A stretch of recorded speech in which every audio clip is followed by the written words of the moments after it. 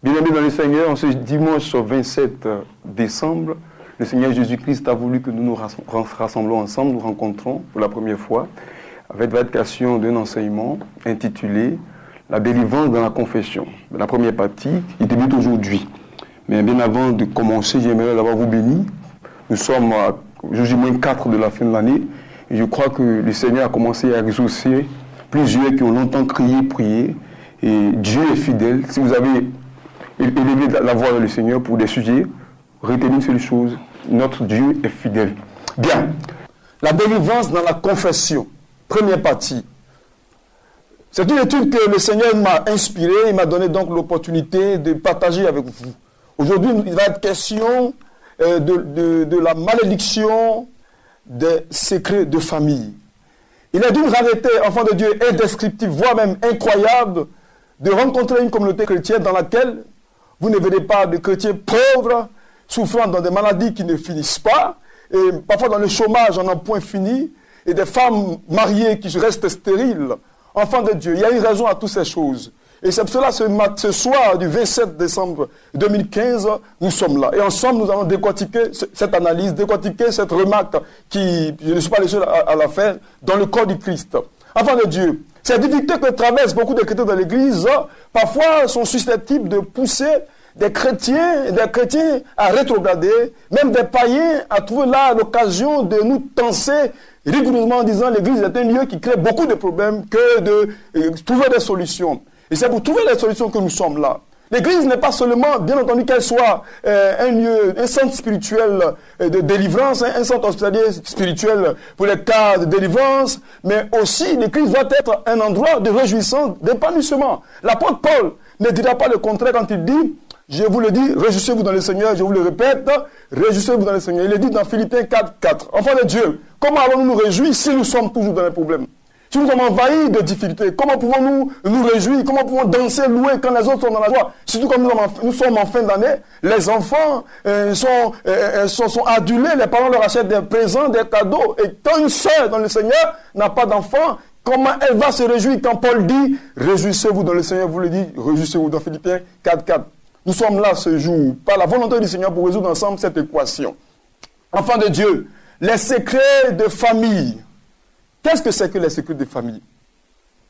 Un secret de famille, enfant de Dieu, est un nom dit sur un passé, sur des événements vécus au sein d'une famille. Vous savez que la famille partage un passé commun.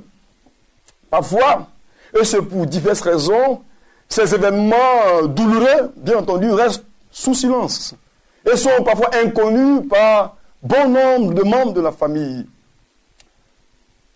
Peuple de Dieu, quelque chose dans la vie d'un frère, dans la vie d'une sœur, est à la base de cette difficulté. C'est clair que Jésus nous a sauvés. Jésus nous a libérés. Jésus nous a donné la vie éternelle que nous exprimons étant sur terre.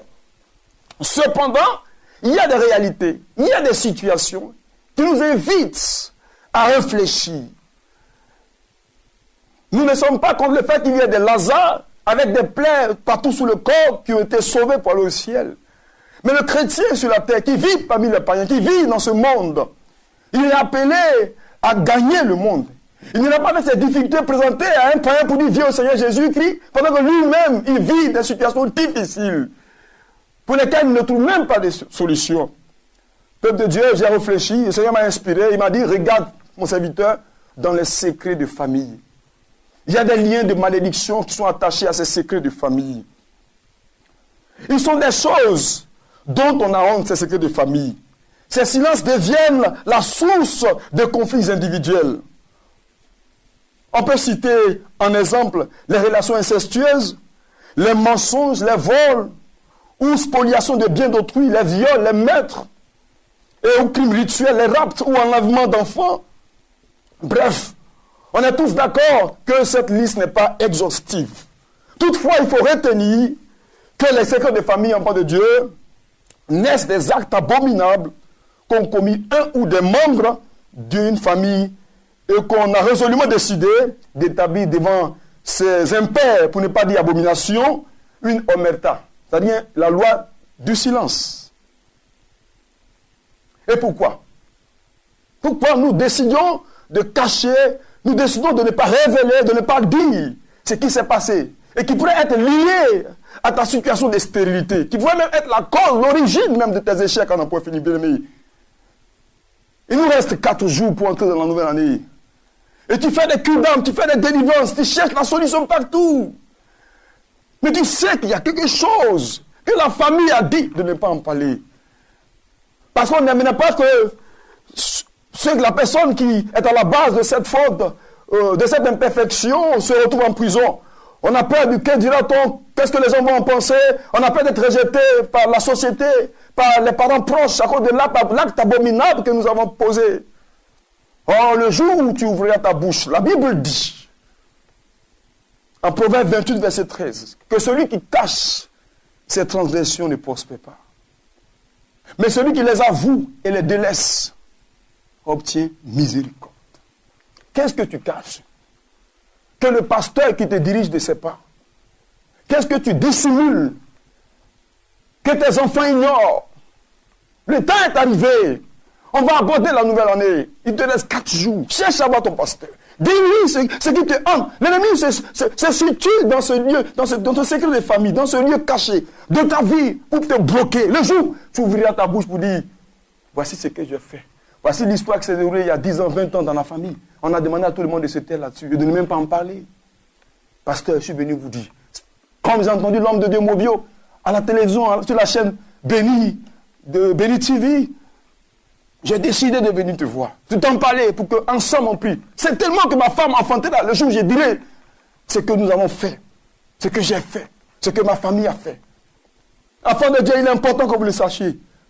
Les secrets des familles sont des sources de difficultés. Enfant de Dieu, je veux ce soir que tu réfléchisses avec moi sur ta vie. Tu peux cesser de jeûner le jour où tu vas ouvrir ta bouche pour dire la chose. Le Seigneur dit dans le livre de Marc chapitre 4, verset 22, il n'y a rien de caché qui ne doit pas être découvert. Rien de secret qui doit être mis à jour. Si tu es né de nouveau et que tu as connu Jésus-Christ, qu'il y ait dans la famille un secret autour duquel on a demandé une ormeta, une loi du silence. Le jour où l'acte se posait, et l'auteur même de l'acte, était-il converti? Avait-il le Saint-Esprit? Quel esprit l'a-t-il animé pour poser cet acte? Maintenant que tu as connu Jésus, vas-tu encore garder ce secret? Vas-tu encore garder ce secret de famille? Pourquoi n'en parles-tu pas à ton pasteur? Parle avec ton pasteur. On ne te demande pas de propager l'information familiale, ce qui peut diviser la grande famille. On te dit simplement, pour ton cas, le salut est personnel.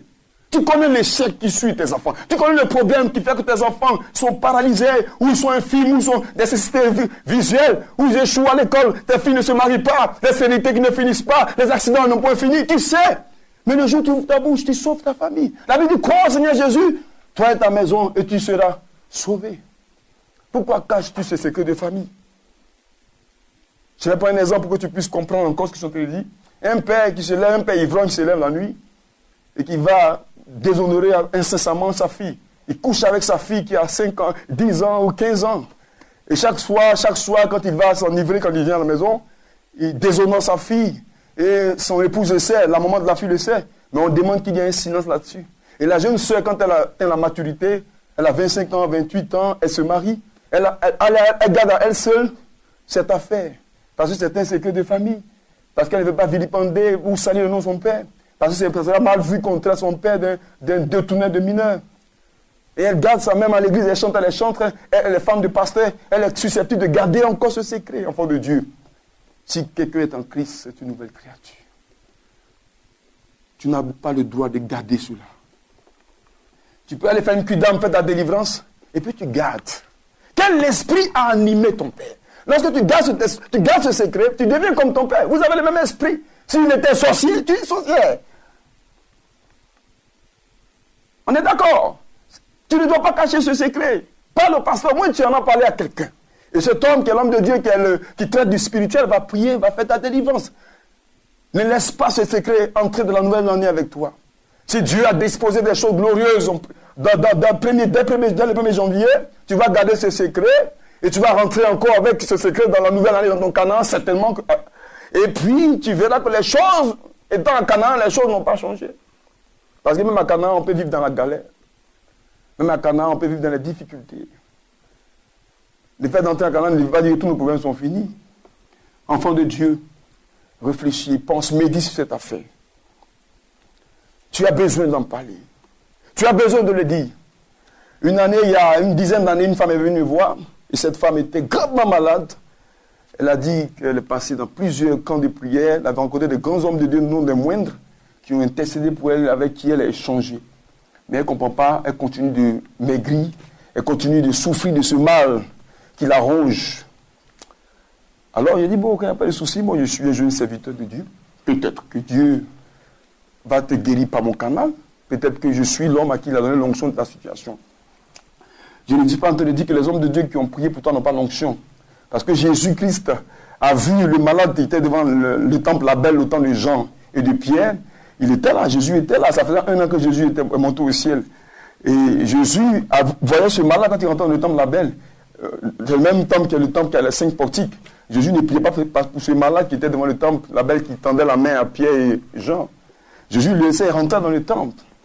Parce que Jésus n'avait pas reçu mandat de la part du Seigneur pour sortir ce paralytique, n'est-ce pas, cet impotent de la maladie. Dieu a réservé l'onction pour Jean et Pierre. Donc, cela ne veut pas dire que Jésus ne le voyait pas. Ou cela ne veut pas aussi dire que les hommes de Dieu que cette sœur a fréquenté, a visité, n'étaient pas oui. Ils étaient bien puissants, bien remplis d'onction. Mais ce n'était pas à eux que Dieu a donné l'onction, a donné le temps, effectivement, pour cette sœur. Amen. Enfant de Dieu, quand cette femme m'a expliqué son problème, j'ai dit, bon, ma sœur, on va prier. J'étais dans mon petit salon du quartier où j'étais. Et puis j'ai dit, prions. Quand on a commencé à prier, le Seigneur ouvre mes yeux. Je vois un nouveau-né qui est mort dans les mains de la dame, la belle dame. J'ouvre automatiquement mes yeux. Je dis, ma soeur, c'est ce que Dieu vient de montrer. Hein. Il y a quoi, papa? Ce que je viens de voir là, j'ai vu un bébé qui est mort. Il y a un bon. Elle réfléchit, elle cherche. Vous savez, il y a une chose que je vais dire avant de continuer ce témoignage. Quand vous connaissez votre problème, quand vous connaissez ce qui vous hante, et que vous allez à une veille de prière, que l'homme de Dieu donne une révélation sur votre situation, il n'a pas fait de révélation, il n'a fait que confirmer ce que vous savez. Vous ne pouvez pas dire que c'est une révélation. La révélation, c'est lorsqu'on dit quelque chose que tu ne sais pas. Vous voyez, quand vous venez avec le problème que vous connaissez vous-même, vous venez vous asseoir, pasteur, j'ai un problème. Et puis l'homme de Dieu te parle du même problème.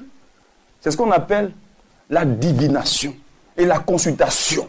Tu sais ton problème et tu veux amener l'homme à vivre dans la divination. Mais quand l'homme de Dieu va révéler quelque chose que tu ignores, que tu ne sais pas, c'est ça ma révélation.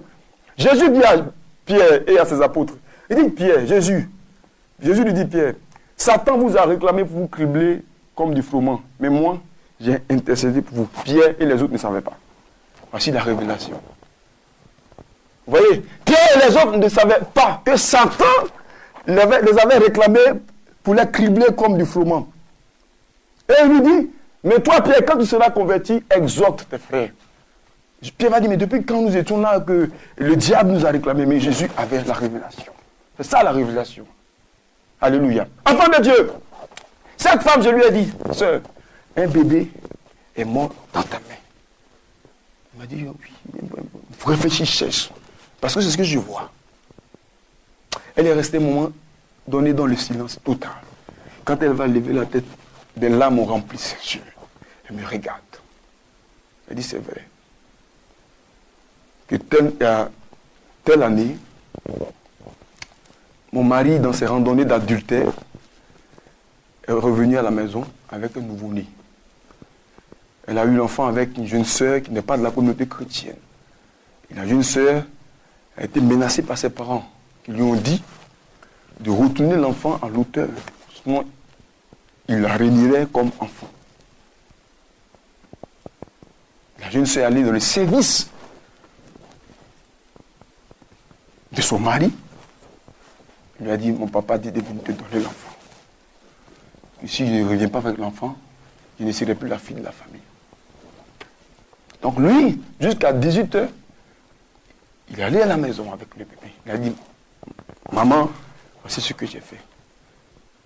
J'ai apporté un enfant. J'ai apporté un enfant. C'est mon enfant. Il n'a rien dit d'autre. Elle a pris le bébé. Lui, il va au travail. La femme m'a dit qu'elle a pris la résolution, après avoir réfléchi, tellement qu'elle a été blessée, frustrée en elle-même, humiliée en elle-même. Elle a décidé de ne même pas en prendre soin. De ne même pas en prendre soin. 1 mois, 2 mois, 3 mois.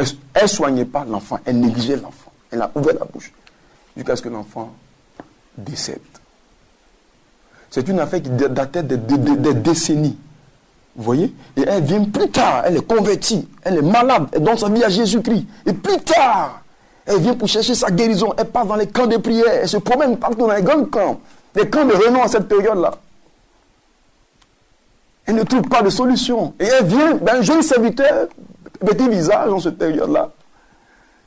Je venais à peine même de me marier. Elle m'explique ce problème. Et puis le Seigneur ouvre mes yeux. Quand elle m'a dit, moi-même j'ai été choqué. Mais le Saint-Esprit m'a aidé. Il dit que Dieu te bénisse. Que Dieu soit avec toi. C'est Dieu qui a révélé ce secret de famille. Il est puissant. Il est capable de te guérir. On a prié, si vous voulez, certainement 3 à 4 minutes, 5 minutes. Elle est partie. La femme qui avait maigri. On n'a pas fait jeune prière. Tu es la jeune prière, c'est 2 ou 3 jours, parce que c'est un entretien de cul d'âme. Voilà. La femme est repartie. 1 semaine, 2 semaines, c'est la femme qui reprend sa forme. Parce qu'elle a ouvert la bouche et dit. C'est vrai, les gens peuvent la juger, la condamner. Elle a ouvert la bouche et elle a dit. Dieu a révélé ce qu'elle a fait. Et c'est ce qu'il fallait dire. C'est ce qu'il fallait dire. Ouvrir la bouche et dire. Frère, tu cherches travail. Tu fais des songes où tu vois quelqu'un qui vient chaque fois et te sodomise en tant qu'un homme. Et souvent c'est ton père que tu vois dans tes songes. Mais tu ne peux pas en parler, tu dors chez lui. Tu dis si tu en parles à quelqu'un en prenant ton père pour un sorcier ou pour un homosexuel. Et tu gardes ta chose. Tu fais des songes, c'est ta mère qui a des ébats sexuels avec toi. Et tu gardes ces choses pendant tes songes. Tu les vois, tu les gardes, tu ne dis pas au pasteur, tu jeûnes, tu as même un chant d'église. Tu ne peux pas garder. Vas-y, parle. Tu participes ainsi à ces actes abominables quand tu restes silencieux. Pas pour qu'on puisse t'aider. Pas pour qu'on puisse te sortir du trou. Il est temps que tu gagnes ton Canaan. Il est temps que tu glandes des trophées que le Seigneur a béni s'opposer pour toi. La Bible dit en Éphésiens 1, 3 que Dieu nous a bénis de toutes sortes de maisons spirituelles dans les lieux célestes. Nous sommes bénis avec Jésus. Nous sommes riches avec Jésus. Nous sommes glorieux avec Jésus.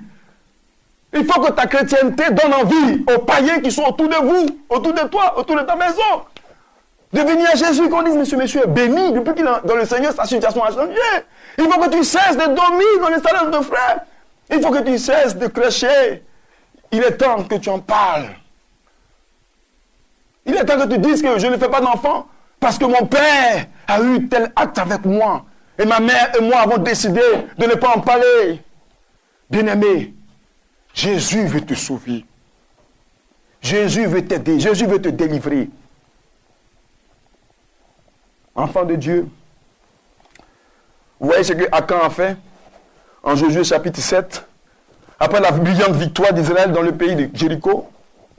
Josué a causé la désolation à toute la nation en prenant et en cachant ce que Dieu avait à dévouer par interdit. Par sa faute, Israël a pris la fuite devant Haï. Une petite nation, comme même son nom l'indique, Haï. Haï, petite nation. Israël a fui. Lui et toute sa maison ont été exterminés. Regarde, c'est tellement ce que tu es en train de faire, ce que tu gardes, ce que tu retiens, ce que tu ne partages pas, est en train de détruire la vie de tes enfants. Tes enfants prennent la drogue. Cette secte à laquelle tu as participé il y a 5 ans, 6 ans de cela, étant même diacre d'église, ces actes abominables que tu es allé poser avec, n'est-ce pas, un féticheur, tu n'as jamais dit, ouvre ta bouche. Ouvre ta bouche. Il dit dans 1 Jean 1, Avec le verset 8 que Dieu, si nous confessons nos péchés, il est fidèle et juste pour nous les pardonner, pour nous purifier de toute iniquité. Il faut le dire pour que tu puisses entrer dans ta destinée. Il est temps de le dire. Fais tout pour le dire. Bats-toi, lutte avec cette voix qui dit ne dis pas, mais chasse cette voix. Éloigne cette voix de toi. Au nom de Jésus, qu'elle ne te suive plus. Tu dois changer, ça doit cesser. Ça doit cesser. Ces scènes que tu vis, ces réalités que tu vives. Enfant de Dieu, le Seigneur veut vous aider. Peuple de Dieu, ces secrets des familles, réellement, les raisons, eux-mêmes, ces secrets des familles sont des actes, des œuvres qui sont aux antipodes de la loi de Dieu, aux antipodes même de la grâce de Jésus-Christ. Quand vous lisez Lévitique chapitre 20, vous allez voir que le Seigneur même condamne certains faits, surtout sur le plan des rapports incestueux. Vous voyez, des cousins qui couchent avec des cousines, des enfants naissent de ces rapports et on les cache. Un enfant qui naît, on donne le nom de son frère, le nom de son oncle, parce que sa nièce, l'homme qui l'a enceinté, a refusé, et ses secrets la restent, a refusé de reconnaître la grossesse. Il faut me parler. Je vais vous donner un dernier exemple pour terminer et prier pour vous. Un frère dans le Seigneur est venu me voir et m'a dit, vous voyez, homme de Dieu, moi j'étais très brillant à l'école. J'étais très brillant jusqu'à l'université. Mais je vais te dire une histoire. C'est quand on était jeune, il y a mon grand frère qui était très nul, qui ne brillait pas. Et comme il avait son âge, j'étais dépassé pour continuer le CM2. Mes parents sont venus me voir pour dire que je lui donne, qu'il faut que j'accepte de lui donner mon extrait. Et quand je lui ai donné, aujourd'hui le frère était haut cadre dans une société, il est le plus riche de la famille, et moi je suis là, je crèche. J'ai mal. Vous voyez, il a quelque chose qui garde. L'esprit humain de son cerveau, parce qu'il dit qu'il a mal. Et quand tu vois ce frère, il a la haine au cœur. Il dit certainement c'est parce que ce frère a pris son extrait. Des choses somme toute banales, mais qui sont aussi importantes dans les échanges. C'est pour ça qu'il est bon de chercher à avoir un entretien avec un pasteur et partager et dire. Aujourd'hui, c'est l'introduction de l'enseignement que j'ai voulu partager avec vous, mais on aura encore les expériences. C'est une série que Dieu a voulu que nous commencions déjà, à partir de ce pupitre béni. Je sais que vous serez bénis. Mais retenez que Jésus a dit, le prince du monde vient, mais il n'a rien en moi. Tu peux garder des choses que l'ennemi reconnaît comme étant à lui. Et le Seigneur aussi peut fermer son cœur, fermer ses yeux, fermer ses oreilles face à tes supplications, à tes prières. Parce que tu ne veux pas aussi dire, tu gardes ces choses avec toi. Si tu as pris le bien d'autrui et qui t'a permis de construire cette vie-là, t'a permis d'amener tes enfants en Europe, partout, il faut maintenant ouvrir ta bouche et dire. Si tu as escroqué quelqu'un pour effectuer ce voyage en France et maintenant tu es assis, tu es bien établi, il faut ouvrir ta bouche pour dire. Ce n'est pas les dons, ce n'est pas les grosses voitures, ce n'est pas les offrandes que tu vas faire au pasteur ou à l'église qui va tout changer. Il y a quelque chose que tu gardes et tu entretiens cela. Tu ne veux même pas ouvrir la bouche pour en parler. Ce jour, le Seigneur veut qu'avant qu'on entre, n'est-ce pas, dans cette nouvelle année, en ce 27 décembre, il faut que tu ouvres ta bouche pour en parler, pour déclarer, pour dire, pour condamner. La Bible dit ne prenez pas part aux œuvres infructueuses du diable, mais condamnez-les. Bien-aimé, il faut que tu les condamnes. Si tu es né de nouveau, si tu es réellement né de nouveau, il faut que tu acceptes de les dénoncer, de confesser, d'aller humblement et dire ta situation, dire ce que tu as fait. Dis que l'enfant que tu as eu n'est pas de ton mari. Dis-le au pasteur. Si les autres enfants que vous avez faits sont brillants et que celui-ci est différent, il faut aller dire certainement qu'il n'est pas l'enfant de celui avec qui tu as des enfants brillants et forts à l'école. Il faut le dire. Pour qu'on puisse prier, briser le lien, briser la malédiction qui entoure ce secret des familles. Amen. Enfants de Dieu, nous sommes au thème de cette introduction. Je vous ai dit dans la partie liminaire de mon enseignement qu'il est question d'une série d'enseignements et que le thème c'est la délivrance dans la confession. Aujourd'hui, nous avons traité de la malédiction des secrets des familles. Pour dire que les secrets des familles sont des non-dits, des choses qu'on a gardées, une loi de silence. On ne veut même pas en parler, on garde et on traîne avec. Il faut que l'enfant de Dieu se décide, se lève, choisisse maintenant d'ouvrir la bouche et dire que je ne veux plus garder cela avec moi, je vais changer de vie, je vais aller avec le Seigneur. Et que les autres peuvent garder, parce qu'ils n'ont pas le Saint-Esprit. Toi, tu as le Saint-Esprit, Jésus t'a transformé, il t'a restauré, il t'a libéré. Il est temps que tu ouvres ta bouche et que tu en parles. Que le Seigneur, qui règne dans le ciel et sur la terre, nous bénisse. Si vous voulez avoir de plus en plus d'informations, si vous avez besoin d'aide, d'entretien, de soutien, d'encadrement, partout où vous êtes, vous pouvez appeler sur le numéro qui s'affiche au bas de votre écran, 77 89 79 89. Vous pouvez aussi appeler par ce numéro suivant, 55 67 94 47. Moi, c'est prophète Mobio Daniel. Il y a beaucoup de choses qu'on va partager. C'est une expérience qui a commencé avec vous, ensemble dans cette maison bénie de la chaîne Béni TV. Que Dieu vous bénisse, bénisse abondamment et qu'il apporte assez de choses pour voir cette fin d'année et que tous les secrets doivent être dévoilés. Christ dit de ne rien cacher, de ne rien garder. Il faut le dire, il faut le confesser. Il a touché des cas, c'est tellement que le cas qui te concerne n'a pas été touché, mais tu sais que c'est quelque chose que tu gardes. Il faut aussi en parler. Si tu veux qu'on t'aide, je t'ai déjà donné le numéro. Appelle par ce numéro, que le Seigneur vous bénisse et qu'il vous accorde tout ce que vous avez demandé en 2000, en cette fin d'année, qu'en 2016, vous commencez avec le Seigneur, avec de nouvelles pensées. Et rien ne cache, rien ne va rester caché. Tout doit être découvert. Amen. Que Dieu nous bénisse à dimanche prochain.